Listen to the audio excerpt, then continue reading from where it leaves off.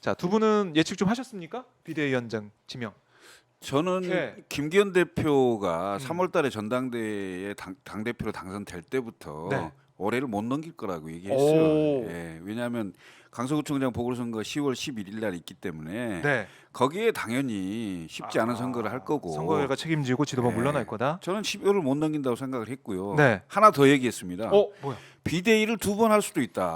아하. 왜냐하면 이제 김기현 대표가 물러서고 네. 새로운 이제 비대위 한동훈 그 비대위가 들어섰는데 대략 한 달 정도 움직여 보면 변화나 이런 지점들이 안 보이고 네. 특히 이제 그 지지율의 변화가 안 보였을 때 수도권을 중심으로 한 출마자들이 견딜 수가 없거든요. 네. 저는 2004년도를 좀 기억하게 되는데 2004년. 그때의 이제 그 보수 세력이 야당이었습니다. 네. 노무현 탄핵의 후폭풍에다가 차떼기 정당에다가 이런 상황에서 굉장히 어려운 선거였거든요. 네. 그때 제 기억으로는 26명의 중진 의원들이 용퇴를 했어요. 그리고 최병렬 대표가 사퇴를 했고요. 그렇죠. 총선 한 달 앞두고 임시 전당대회를 해서 박근혜 대표를 뽑았어요. 그래서 천막당사하고 천막당사. 예. 개헌 저지선이라고 하는 121석을 얻었는데 그때 생각이 나거든요. 지금 그 비슷하게 그 중진 용퇴 뭐 험지 출마 얘기 나오고 네, 당이 그다음에 이제 어렵고. 당 대표 물러나게 하고 네. 비대위 들어섰는데요. 음. 이 비대위가 과연 변화와 혁신 그다음에 이 지지율을 끌어올릴 수 있느냐? 네.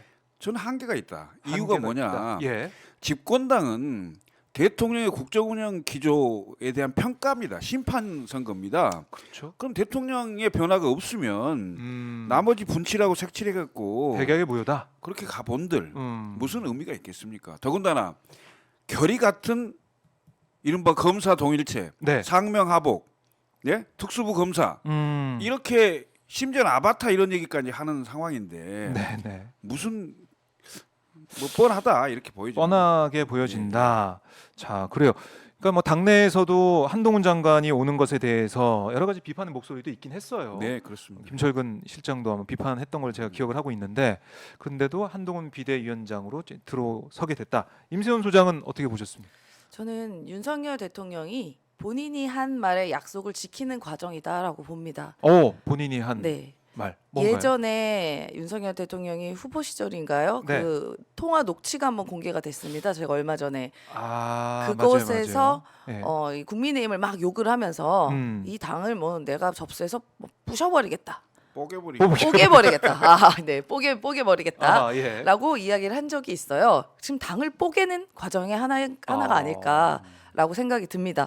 또 한동훈 장관이 이렇게 말을 했더라고요. 뭐 9회 말 투아웃에는 어쨌든 막 휘둘러야 된다.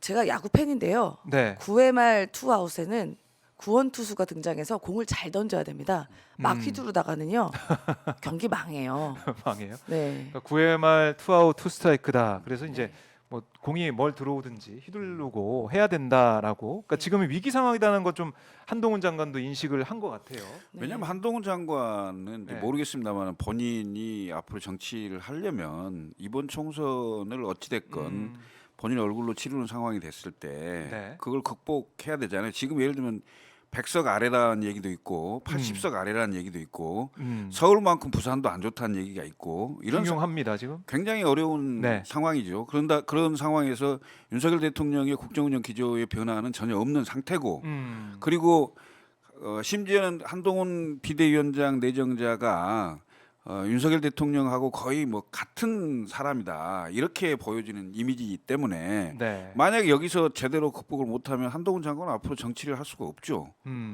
그러니까 그 점이에요. 그러니까 네. 말씀하신 것처럼 너무 리스크가 있는 지금 시점이에요. 자리고 네. 원래는 뭐 비대위 특히 이제 눈에 띄고 우리가 기억에 남는 비대위 같은 경우는 MB 때 박근혜 비대위 예. 그 얘기를 또 많이 하게 되고 뭐 예전에 이 전두환 시절에도 이제 노태우가 이제 들어서는 과정, 그러니까 자신의 2인자를 들여오게 될 때는 그때 뭐 정권 말기였는데 지금은 3년 반이나 남았잖아요. 3년 반 남았는데 예. 2인자, 그러니까 차기 대권 주자가 등장해 버렸단 말이죠. 이걸 어떻게 봐야 되느냐? 아니, 한동훈 카드밖에 없었던 것이냐? 그러니까 지금 비상대책위원장이잖아요. 네. 지금 앞으로 될 게 한동훈 씨가 그럼 비상을 과연 누가 만들었냐를 저희가 따져봐야죠. 그러니까 참으로 이 정권은 그래서 오만하고 착각에 빠져 있다라고 네. 생각이 들어요. 그러니까 본인들이 비상을 만들었거든요. 그러니까 이 윤석열 정권이 이 사태를 만든 거고 그래서 비대위가 필요한 건데 그런데 나온 게 이른바 이제 윤석열 대통령 아바타라고 하셨지만 저는 이렇게 표현하거든요. 한동훈 장관이 그냥 슈트핏 좋은 술 안 먹는 윤석열 아니냐. 아, 수트핏이 좋은 네. 술을 안 먹는 그냥 그렇지 음주를 않습니까? 안 한다고 하니까. 네, 네. 아하. 그러니까 그냥 윤석열 대통령 그냥 그대로 온 거예요. 그럼 정작 비상이 돼야 되고 변화가 필요하고 어떻게 보면 갈아야 될 정권이 그 권력이 뭐. 나타났다. 그러니까 진짜 정말로 사실상 국민의힘에 비상이 생긴 겁니다. 그분이 오는 아, 바람에요. 오면서 비상 네, 상황이 네. 됐다 오히려. 예, 예. 그래요. 비상 대책위원장으로 오는데 네. 오히려 더 비상 상황이 더 가중이 됐다 이렇게 보시는 것 같고 결국 한동훈 장관 뒤에는 윤석열 대통령이 있다라고 다 생각하고 있으니까. 네. 더군다나 이제 그 총선이라는 게 기본적으로 한 2년 집권 2년 만에 지금 치러지는 거잖아요.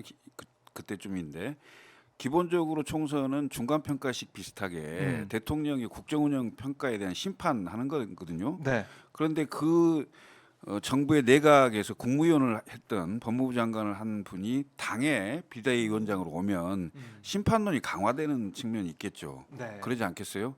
오히려 지금 이제 박근혜 비대위를 그 얘기하는 것은 뭐냐면은 이명박 대통령과 박근혜 당시 비대위원장은 당내 정적이었습니다. 그러니까 2007년도 대선 때 치열하게 경선을 했던 그렇죠. 사람이고 네. 당심에서는 박근혜가 이겼고 민심에서는 이명박 대통령이 이기면서 공천이 이명박 대통령한테 간 거잖아요. 맞아요. 그리고 그 첫해 그 2008년도 총선 때 공천 아, 나도 학살. 속고 그러니까 뭐 국민도 속고 나도 속았다 이런 친박 학살 공천도 있었고 네. 그래서 국민들이 봤을 때는 도저히 둘이 함께 갈 수 없는 그런 사람으로 봤는데 네. 결국 이명박 대통령이 박근혜 비대위원장을 임명함으로 인해서 박근혜의 얼굴로 총선을 돌파했어요. 그리고 그건 집권 거의 4년 말 5년 차 때쯤이었기 맞아요. 때문에 그런 상황이었기 때문에 그게 가능한 상황이었다면 지금 이 그 어려운 국면 결국 대통령과 결이 다른 누군가가 왔어야 된다라는 게 정치를 해온 많은 분들이 박근혜 비대위를 얘기하면서 얘기를 했어요. 네. 그런데 결국 아니야, 내가 믿을 사람은 한동훈밖에 없어.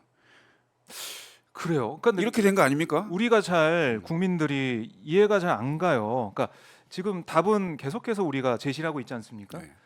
윤 대통령이 어떻게 보면 국정 기조에 대해서 국정에 대해서 심판을 받았고 강서구청장 보궐선거 거기에 대해서 결과를 봤으니까 그걸 이제 뛰어넘기 위해서는 당연히 다른 걸 해야 되는데 똑같이 가고 있단 말이죠. 왜 그럴까요? 왜 그런 거예요? 왜? 그러니까 윤석열 대통령은 본인의 말을 계속 실천하고 있다고 제가 말씀드렸잖아요. 그런데 보게는 과정입니까 네. 이것도? 그러니까 지지율 1%가 돼도 하고 싶은 거 하겠다라고 음, 말을 했었어요. 뭐 10%인가 지지율 하여튼 뭐 1인지 10인지 정확히 기억은 안 나지만 네. 근데 그 길을 또 가고 있는 겁니다. 10%든 1%든의 길로. 어떻게 그러니까 본인이 어쨌든 저는 이런 정부를 처음 보는 게 집권하자마자 부정이 50이 넘었습니다. 그리고 그 수치는 떨어진 적이 없어요. 그럼 오히려 55에서 60의 부정 콘크리트가 정말 견고합니다. 네. 집권 초부터요. 지금까지 한 번도 내려간 적이 거의 없어요. 그런데 지금 내가 잘하고 있다고 생각하는 겁니까? 그리고 전 국민이 대다수가 반대하는 여러 가지 문제들, 뭐 독도에 대한 얘기라던가 후쿠시마 오염수, 뭐 등등 여러 가지가 많았잖아요. 네. 그리고 전 국민이 많은 국민께서 찬성하시는 뭐 김건희 특검이라던가 그다음에 지금 최상병 문제라던가 뭐 여러 가지 등등의 사연에서 단 한 번도 국가적인 이 모습을 보여주지 않았습니다. 과연 국가는 있는가? 국정 운영은 하고 있는가? 네. 그러니까 심판을 계속 당하고 있는 중인데 그들만 몰라요. 내가 심판 중인 거를. 모르는 건가요? 모르는 척 하는 그들만- 건가요? 그러니까 그 모른 척 하는 건지 모르는지 정말 국민의 삶과 국민의 의견과 민심과 완전 동떨어지게 있고 있지 않겠습니까? 근데 지금 착각하는 것이 한동훈 장관이 예를 들어 어디 대구인가 어디 내려가서 뭐 막 사람들이 너무 사진 찍어달라 그래서 3시간 동안 연착됐다고 그랬나요? 기차를 뭐 늦게 탔다. 네. 3시간 뒤에 이야기를 탔다. 하면서 이제 본인이 뭐 팬클럽 많다고 자랑을 하시는데 네. 그런 데만 골라서 가서 그렇지 여기 한번 수도권 돌아다녀 보십시오. 한동훈 장관 보면 누가 좋아할까요? 저는 그렇게 생각 안 하거든요. 갑자기 나타났는데 꽃다발이 준비돼 있는 그건 네. 그게 갑자기 나타난 걸 어떻게 어떻게 사왔겠죠. 아니 저는 정말로 묻고 싶어요. 예를 들어서 이제 김철근 실장님이랑 네. 한동훈 장 같이 나타나면은 아니요 김철근 실장을 더 좋아할 거예요. 아마도. 이렇게 띄워주십니까? 한번 우리가 해보죠. 네. 거리로 나가서. 진짜. 한동훈 장관. 그런데 이 사진과. 일부에 약간 뭔가 만들어진 듯한 팬클럽인 아. 척하는 분들의 이런 뭐 거기에 와우성에 착시 환호성에 착시를 대단히 하고 있다라고 보고 지금 여당에서도 한동훈 비대위에 대해서 찬성하는 뭐 그 비율이 25%다라고 뭐 다른 어떤 사람 한동훈이 제일 높다라고 이야기하는데요. 네, 네. 여당 내에서도 25%면요. 우리 그러면 국민의힘의 지지율이 제가 많이 잡아볼게요. 40%로 잡아도 10%가 안 되는 겁니다. 한동훈 장관의 지지율은. 그렇죠. 전국적으로 네, 보면 예. 전체로 보면 근데 이분의 얼굴로 선거를 치른다? 그래요. 폭망의 길이죠. 폭망의 길. 폭망의 길이다라는 건 누구나 지금 다 얘기를 하고 있는데 네. 이런 리스크에도 한동훈 장관이 온 거 아닙니까? 그러니까 왜요? 왜? 윤석열 대통령이 예. 했다는 얘기 있잖아요. 한동훈은 있는 그대로 나한테 얘기할 아, 수 있는 사람이다. 예. 채널 A 보도가 있었어요. 그러니까 그 얘기는 사실인 것 같아요. 그 얘기는 뭐냐면 지금까지 윤석열 대통령한테 제대로 사실대로의 보고가 안 됐다는 거 아니에요. 경로와 대노 때문에 예? 누구든 무슨 얘기를 하려면 자리를 걸어야 되는 상황이기 때문에 대부분 사실 그러니까 보고가 제대로 안 됐다는 걸 스스로 자인하는 꼴이 된 거잖아요. 아하. 그런 거 아닙니까? 그렇게 볼 수 그러니까 있겠네요. 기본적으로 국정 운영을 하는데 네. 대통령이 상당히 그 민심에 가까운 보고 자체가 제대로 전달이 안 된 측면도 있지 않았나 이런 생각이 들어지는데 네. 자 과연 그 한동훈 비대위원장 내정자가 비대위원장이 되고 나서 26일 날 이제 전국위원회와 상임전국위원회를 통과하면 다음 주 화요일. 네. 비대위원장이 될 건데 이 비대위원장이 윤석열 대통령과 차별화된 그 메시지와 전략을 낼 수 있느냐? 제가 봤을 때 그게 가장 포인트거든요. 근데 그 포인트의 핵심은 어디에 있냐? 네. 바로 그 26일 날 한동훈 비대위원장 임명되잖아요. 그 다음 날 이준석 대표 탈당합니다. 그 다음에 28일 날 본회의에서 김건희 특검이 있습니다. 네. 이 핵심은 저는 김건희 특검으로 보여집니다. 이 김건희 특검에 대해서 이미 한동훈 장관일 때 민주당이 김건희 특검은 악법 중에 악법이다. 네. 그다음에 선전선동의 수단으로 하려고 내놓은 법이다. 네. 뭐 이렇게 얘기를 했단 말이죠. 악법이고 선전선동 수단이고 이렇게 되면 결국 지금 얘기한 거에 의하면 결국 대통령한테 거부권을 해달라 이렇게 요청할 가능성이 큰 거 아니에요? 그렇죠. 근데 악법인데. 국민들은 거부권을 반대하잖아요. 60% 이상이 반대하는 상황이잖아요. 그러면 결국 한동훈 장관, 그러니까 비대위원장은 대통령에게 다른 민심을 전달할 수 없는 사람임이 증명되는 거예요. 그러면 결국 대통령이 쳐놓은 울타리를 한 걸음도 벗어나지 못하는구나. 그럼 변화가 없네. 그렇죠. 예? 그렇게 느끼겠죠. 국민들이 볼 때. 그럼 결국 김건희 특검에 대한 한동훈 비대위원장의 태도 뭐 이런 것들이 상당히 그 국민들에게 처음으로 그 한동훈 비대위원장, 그러니까 정치인 한동훈에 대한 평가를 할 수 있는 기회가 생기지 않을까 이렇게 보여지는 거예요. 그러니까 첫 평가, 첫 시험 때인데 그게 그렇습니다. 제일 큰 시험 때네요. 그렇습니다. 제일 큰 예. 평가가 되겠네요. 그러니까 애초에 한동훈 장관이 저 법무부 장관직을 이임하고 네. 비대위원장을 간 이유는 바로 이 김건희 특검을 막기 위한 방편이었다라고 생각이 됩니다. 그러니까 여러 가지 우려 속에서도 네. 한동훈 장관이 간 것은 네. 김건희 특검법 네, 막기 위해서다. 막기 위해서 말고는 저희는 해석이 안 되는 것이 사실 그 법무부 장관 자리가 어떻게 보면 윤석열 대통령이 가장 좀 믿고 신뢰하는 사람을 앉히려고 하잖아요. 네. 왜냐하면 여러 가지 법적 리스크들이 한동훈 장관을 비롯해서 윤석열 대통령 가족 등등에 대해서 법적 리스크가 많고 또 야당을 좀 말살시키려 하는 그런 의도들이 있기 때문에 네. 이 법무부 장관직은 그 직을 잘 수행할 사람이어야 합니다. 윤석열 대통령 생각과 완전 일치하는. 근데 그 사람은 현존하는 사람 중에는 한동훈 장관 말고는 거의 없다고 봐야죠. 네. 그런데 법무부 장관직을 어쨌든 계속 갖고 뭐 이런 얘기도 있었어요. 한간에는 뭐 나중에 서울시장을 도전하는 거 아니냐.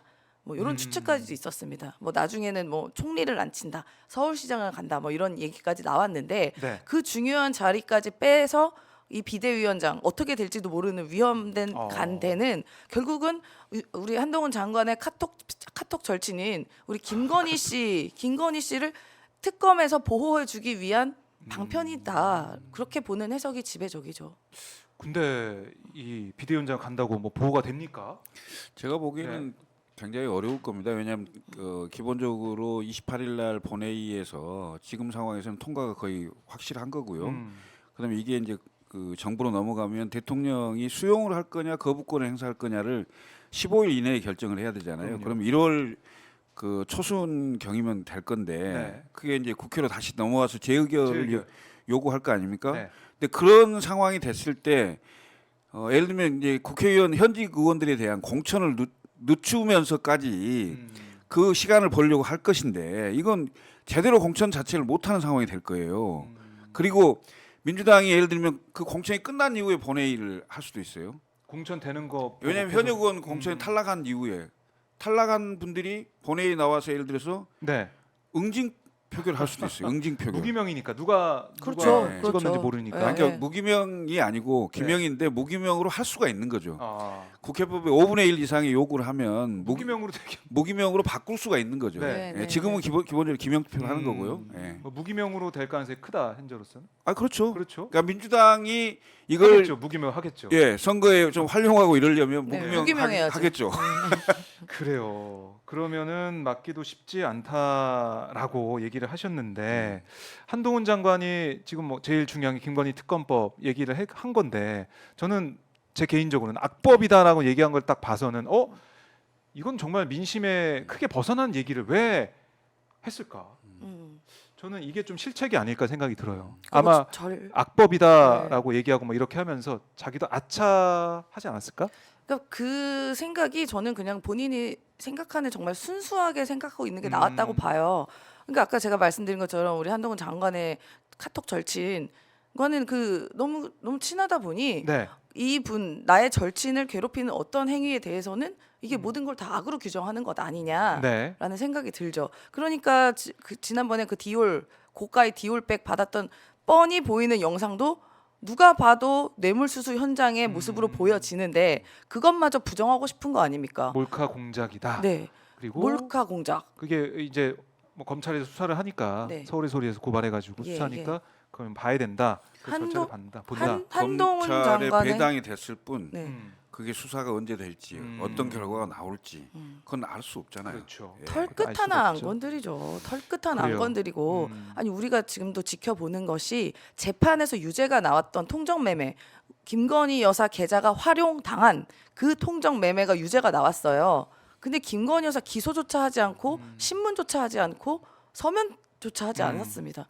이렇게 뻔히 보고 있는데 네. 그 화면에 이 유죄가 나온 판결까지도 애써 모른 척 사실 공범으로 매우 의심되는 거 아닙니까? 그 통정 매매는요. 근데 이것도 눈 감고 있는 한동훈 법무부 장관 산하의 검찰이 이 영상 하나로 그렇게 하겠습니까? 저는 그러니 한동훈 장관은 그 법무부나 검찰의 이러한 기류를 정확히 본인이 얘기해 준 거예요. 이거는 몰카 공작이다. 이미 그렇게 규정을 하고 있는 상태에서 어떻게 수사가 제대로 되겠습니까? 네. 제대로 수사가 안 될 것이다.